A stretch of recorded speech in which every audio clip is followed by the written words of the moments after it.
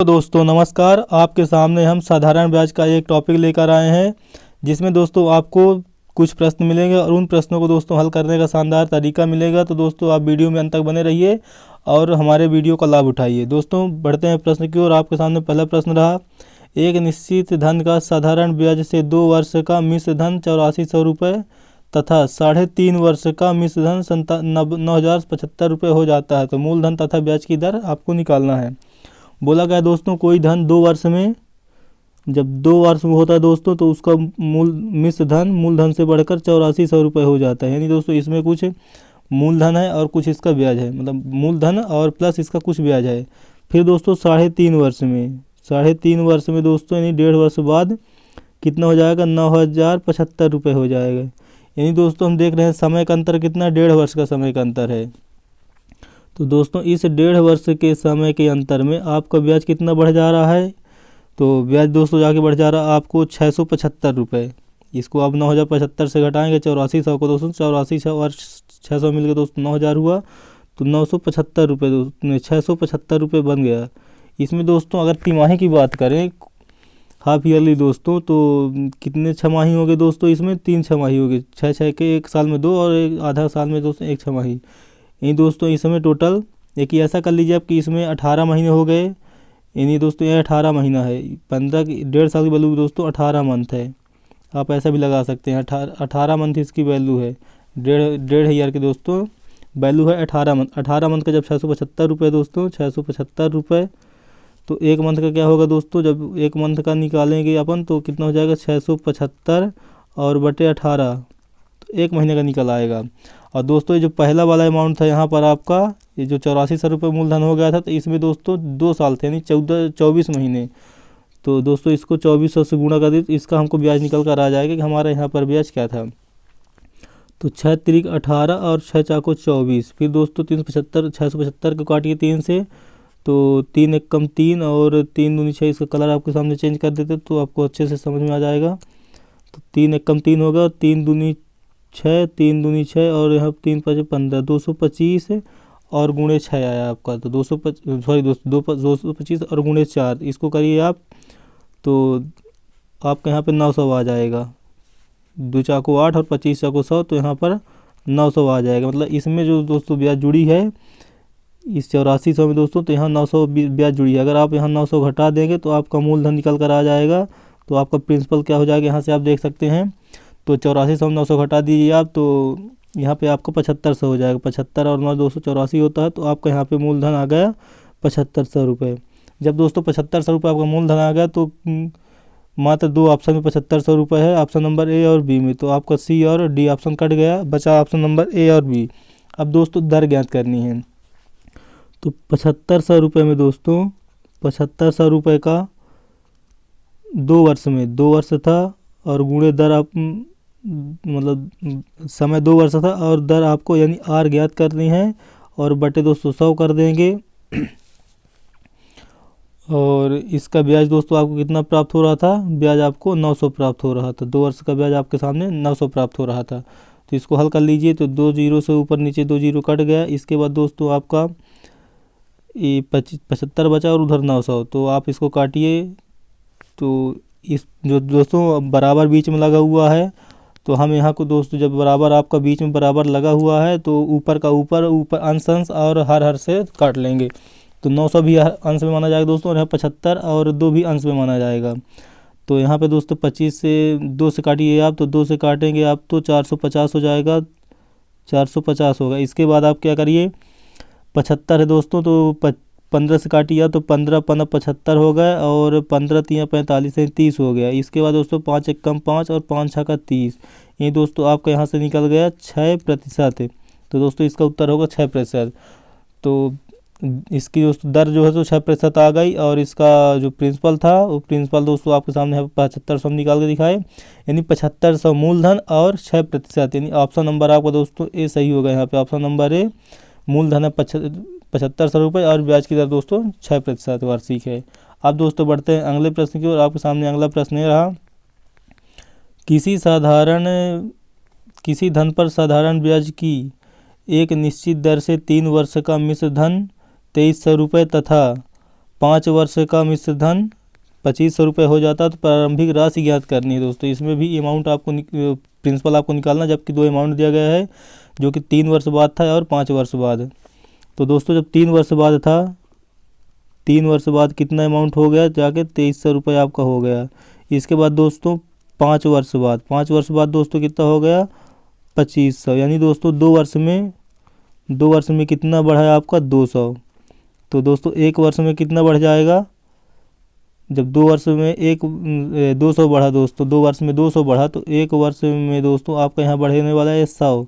2 से भाग दे देंगे दोस्तों आप, तो यहाँ पे 2 कम 2 और 2 दाहम 100। तो दोस्तों ये 100 यहाँ से भी हो जाएगा। 1 साल का 100 वर्ष बढ़ा दोस्तों। तो यहाँ पे अब हमको पूछा गया 3 साल का, 3 साल में दोस्तों कितना बढ़ जाएगा ये 300। तो अगर 2300 दिया हुआ दोस्तों आपका, यहाँ पे 2300 अमाउंट दिया हुआ था, अमाउंट था आपका 2300। तो 2300 में दोस्तों आप जब साधारण ब्याज हटा देंगे 300, तो आपका यहाँ पे प्रिंसिपल पता हो जाएगा। प्रिंसिपल दोस्तों आपका क्या होगा, ये प्रिंसिपल निकालने दोस्तों ट्रिक है कि मतलब जब आप प्रिंसिपल निकाल रहे होते हैं, प्रिंसिपल के लिए क्या करना होगा आपको, अमाउंट और माइनस ESI निकाल देंगे आप, तो आपका प्रिंसिपल आ जाएगा।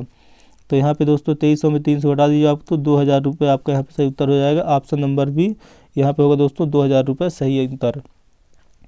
अब बढ़ते हैं अगले प्रश्न की ओर। आपका अगला प्रश्न आपके सामने रहा, किसी धन पर 5% वार्षिक दर से 4 वर्ष का साधारण ब्याज तथा 8% वार्षिक दर से 3 वर्ष के साधारण ब्याज का अंतर 36 रुपये है, तो मूलधन ज्ञात कीजिए।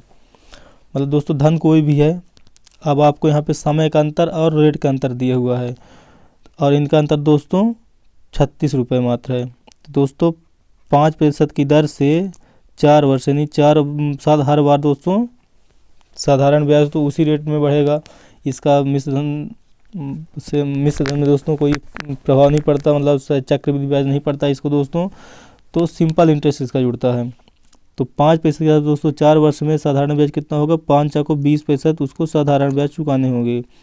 दूसरा दिया दोस्तों अंतर पूछा है 8% के हिसाब से दोस्तों 3 वर्ष का साधारण ब्याज दिया हुआ है।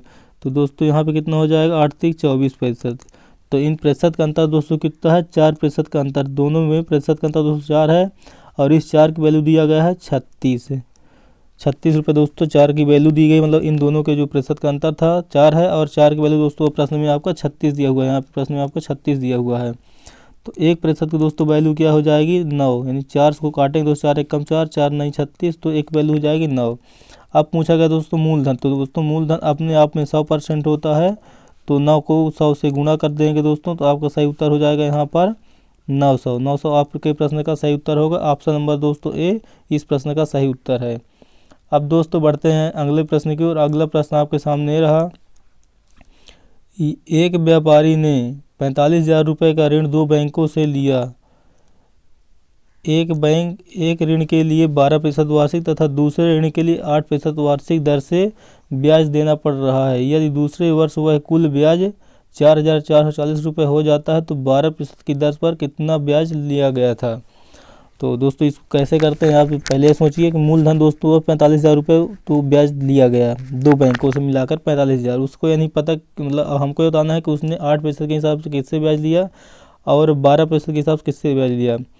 और दोस्तों दूसरे वर्ष से, या कि बोला जाए दोस्तों जैसे हम बोला गया दूसरे वर्ष से, या कि दोस्तों पहले वर्ष के अंत में, दूसरे वर्ष के शुरुआत में, उसका दोस्तों 1 वर्ष का माना जाएगा, वह इसका मतलब होता है 1 वर्ष। तो दोस्तों जैसे आप देख रहे हैं 8% यहाँ पे दिया हुआ है और यह दूसरा दिया है 12%।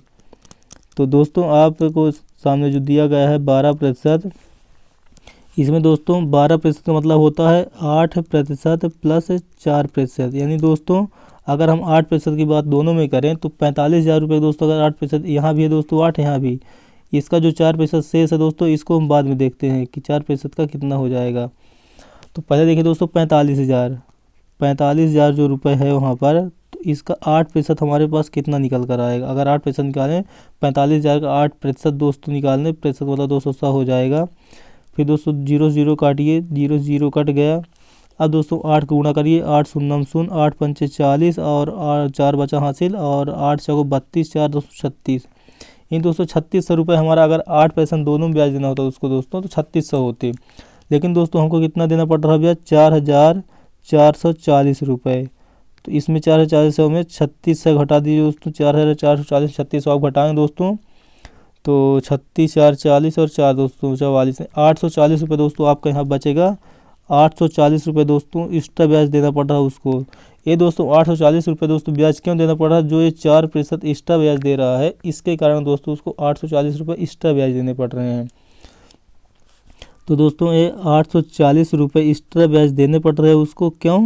क्योंकि दोस्तों 4% एक्स्ट्रा यानी ये दोस्तों 4% के कारण देना पड़ रहा है।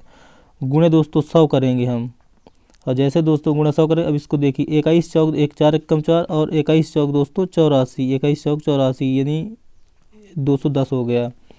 अब दोस्तों जब यहाँ पे 210 हो गया गुणे 100 है तो हमारा उत्तर निकल कर यहाँ पे क्या आएगा, यहाँ पे हल करेंगे इसको 210 और 00 दोस्तों और निकल कर 21,000 रुपये यहाँ से निकल कर आया दोस्तों। जो यह निकल कर आता है ये बड़ी मतलब जो जिसकी दर बड़ी होती है उसका निकल कर आता है दोस्तों, 12% का निकल कर आएगा।